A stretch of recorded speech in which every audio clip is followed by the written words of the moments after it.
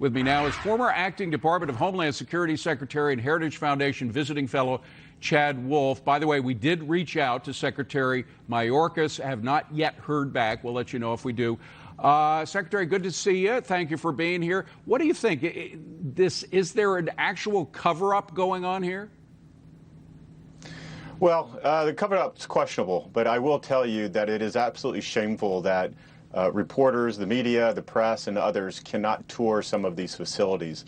I know that DHS has concerns about privacy issues, about COVID-related measures, but those things are workable. You can get press into these facilities. We did it back in 2019. We did it to family residential centers where we are housing families, and we certainly did it in the Donna facility that they have up and running now, and others along that border. It can be done. The question is, why aren't they allowing press in there to look at some of these facilities? Some of them are very well run by Border Patrol and by DHS. So I think it's a good news story at the end of the day for the department, but clearly they're concerned about something. And the fact that you can't get press in there is... I mean, Jen Psaki's in a difficult position denying that something that certainly looks for all the world like a crisis, denying that it is one, although she let it slip out the other day that it was a crisis. But her argument that HHS is preventing these ride-alongs from happening. If you got one phone call from President Trump when you were acting director saying, "Look, let the press go on these ride-alongs," wouldn't you have had to do it? Well, absolutely, and it wouldn't have taken a phone call from the president to do that. The department has an obligation to the American people to be transparent about what they do.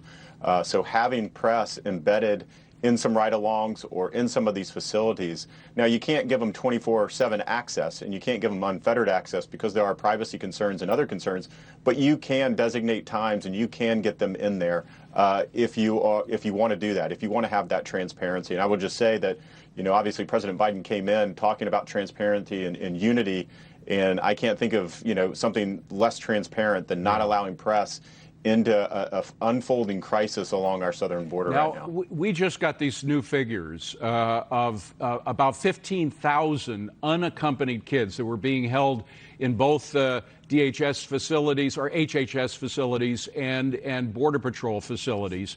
I'm going to show you, I have the cover of a Time magazine article. This is from July of 2018. Of course, it was totally made up. That never happened. It was a photo op decision that Time magazine made for that. But isn't the situation now even worse than it was when Time made up that cover?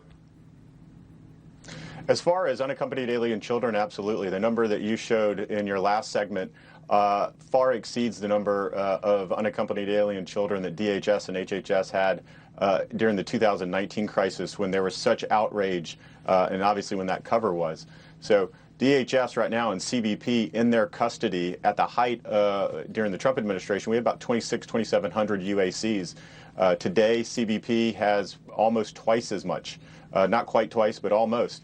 And so that's concern. And it goes back to the messaging that the Biden administration is telling would-be parents and others in Northern Triangle, which is if you get your unaccompanied child to the border, they will stay here in the United States. And that is a very inhumane message, and it's a significant pull factor, and it's why you see the huge numbers along that border today. I mean, the whole point of this Time magazine was to portray President Trump as inhumane. I agree with you. I think it's far more inhumane to provide a lure of unaccompanied children by getting rid of policies that seem to be stopping the flow of unaccompanied children.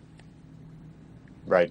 Absolutely. I mean, that's what it is at the end of the day, because a lot of these children don't qualify for asylum, and a lot of the families don't qualify for asylum. So essentially, you're selling them a lie. We know about 90% don't qualify. So what happens is that when they get released here into the country, then you have to go out and you have to deport them. You have to remove them back to their home countries, which, as we know, as you indicated in your last segment, the Biden administration is not enforcing and not letting ICE do their job to do just that. Now, I'm wondering, and I'm going to just ask you briefly to talk politically. In fact, we only have about 20 seconds, but why do you think this administration is taking the political cost of all this craziness at the border? What is in it for them to be able to absorb the political costs of the crisis? Well, I think in some respects they are listening to the far left advocacy groups along that border. And, obviously they were very much opposed to what the Trump administration did, securing that border and bringing integrity back to the immigration system.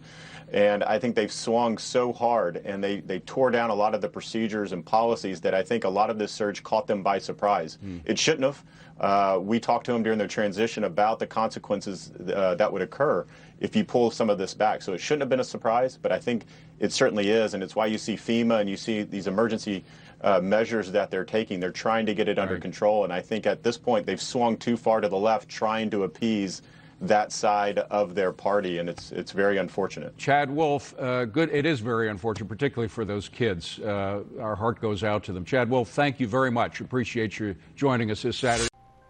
Thanks for watching the Heritage Foundation's YouTube channel. With more than 500,000 members, we are the nation's largest conservative research and education institution. We believe the principles and ideas of the American founding are worth conserving and renewing. Please help us further our mission by subscribing to this channel and sharing our videos with your family and friends.